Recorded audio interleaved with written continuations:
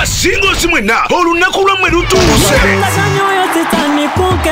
Archbishop Dr. David Livingstone Kiganda wamu ne Mami Cindy bakoola basingozi mwenna okyali singo tonnafumbirwa oba nawe oli singo nga tonnawasa luno olukuŋŋaana lwammwe okumala olunaku lulamba wansi w'omutwe before you say I do. Before you say I do. Mark the date on 24th September 2022.